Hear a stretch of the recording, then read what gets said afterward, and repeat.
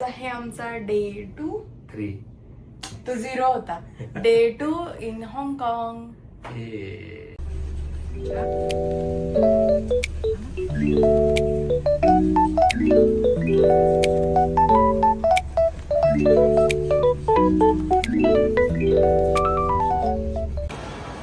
नमस्कार मंडळी, तर स्वागत आहे तुमचं आमच्या नवीन एका ब्लॉगमध्ये.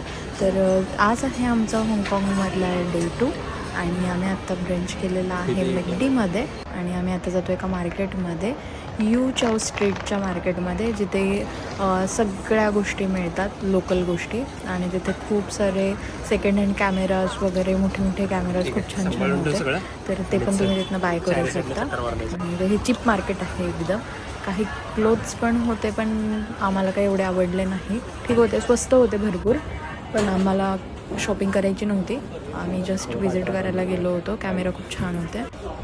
त्या मार्केटमधून आम्ही आता आलेलो आहोत Insta360च्या स्टोअरमध्ये, Insta360चा कॅमेरा बघण्यासाठी. पण आम्हाला इथे आल्यावरती दिसलं की इंडियातल्या आणि इथल्या प्राईसमध्ये खूप जास्त फरक आहे. आम्ही पूर्ण बंडल घेतला होता, जो की आम्हाला पडला 45,000ला, आणि तोच इंडियामध्ये आहे 65,000ला. आणि मी त्यांना डिस्काउंट विचारलं तर त्यांच्याकडे लकी ड्रॉ काइंड ऑफ होतं. मग त्यातनं एक चिठ्ठी काढली आणि त्यातनं मला त्यात 10% डिस्काउंट मिळाला होता. पहिला व्लॉग, पहिला व्हिडिओ Insta360मध्ये, जे आमच्या लिस्टमध्ये पण नव्हतं. आम्ही ती खरेदी केली आज.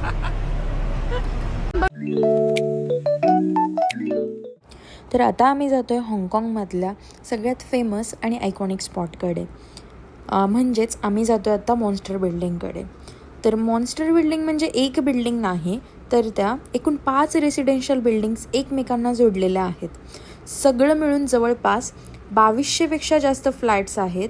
आणि सगळ्यात सरप्रायझिंग गोष्ट म्हणजे इथे साधारण 10,000पेक्षा जास्त लोक राहतात. हे एक आपण म्हणू शकतो की एक छोटंसं टाऊन आहे. ते एकाच बिल्डिंग कॉम्प्लेक्समध्ये राहतात.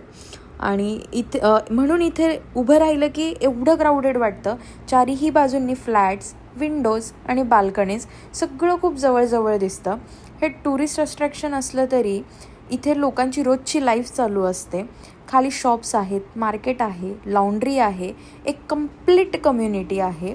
याच डेन्स रॉ लुकमुळे Transformers, ghost in the shell सारख्या मूवीजसाठी हे लोकेशन परफेक्ट ठरलं. फोटोमध्ये जे दिसतं, रिअल लाईफमध्ये अजून जास्त ते इंटेन्स वाटतं.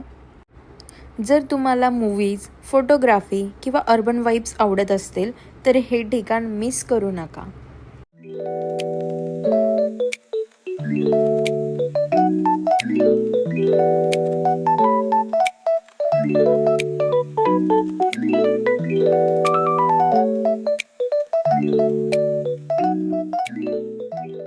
मग त्यानंतर आम्ही तिथल्याच जवळच्या एका स्टारबक्समध्ये गेलो, कॉफी घेतली आणि थोडंसं काहीतरी खाल्लं. आणि मग त्यानंतर आम्ही आलो लेडीज नाईट मार्केटला, लेडीज नाईट मार्केट एक्सप्लोअर करण्यासाठी.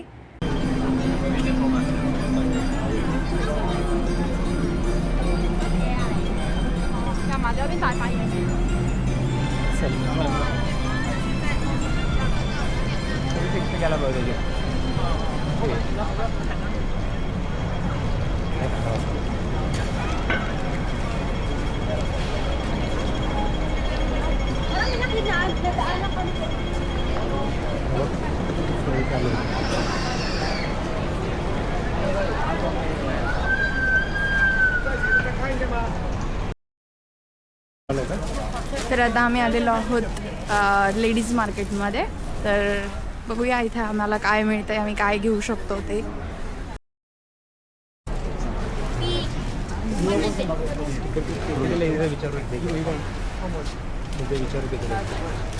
मॅग्नेट्स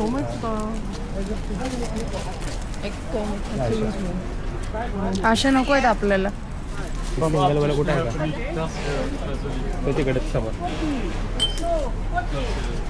ये. तिथे पण आहेत. अरे हां, त्याला विचार केला.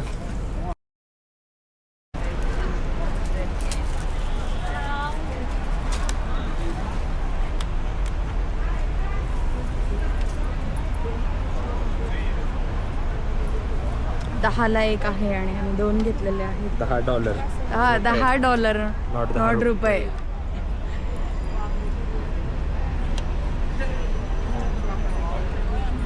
हे 2.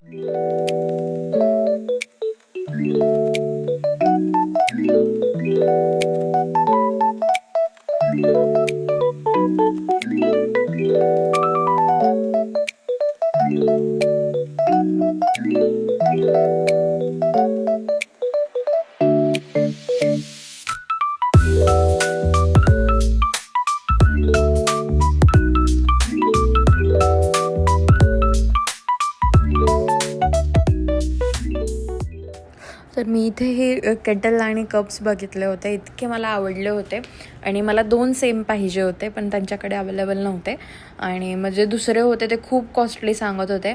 आणि नंतर मी दुसऱ्या शॉपवरती गेले, तिथे मी चेक केलं सेम जे होतं जे ते आधी आम्ही पाहिलं होतं, जे तो व्यक्ती मला 500 रुपयाला इंडियन करन्सीमध्ये द्यायला तयार झाला होता आणि तोच सेम सेट मी दुसऱ्या शॉपवरती विचारला, त्याने मला 3000 INRला सांगितला. म्हटलं ह्या मार्केटमध्ये खूप जास्त प्राईज वेगवेगळे आहे आणि मी काय जास्त नाही घेतलं, मी फक्त एक ब्रेसलेट घेतलं मार्केटमधून ह्या आणि आम्ही आमचं फ्रीज मॅग्नेट घेतलं आणि त्यानंतर मग आम्ही तिथे शॉप्स पण आहेत खूप आजूबाजूला, स्टोर्स आहेत, तुम्ही तिथे पण व्हिजिट करा, तिथे पण खूप छान छान डिस्काउंट असतं. आता आम्ही गेलो होतो तर आमच्याकडे जॅकेट नव्हतं, म्हणजे जॅकेट फक्त माझ्याकडे होतं, मी घेतलं होतं. माझ्या फ्रेंडने मला सांगितलं होतं की खूप थंडी असते, तू घेऊन जा. मग मी शेखरला सांगितलं पण त्याने माझं नाही ऐकलं की थंडी नसेल.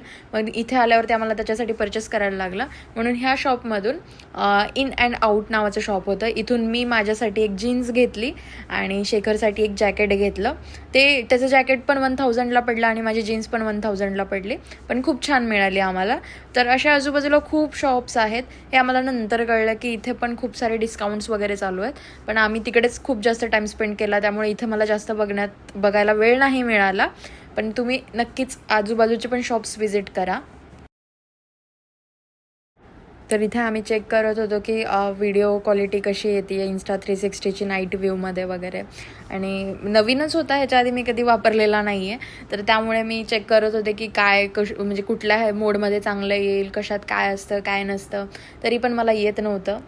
तर आजसाठी एवढंच, भेटूया पुढच्या ब्लॉगमध्ये, तोपर्यंत बाय बाय.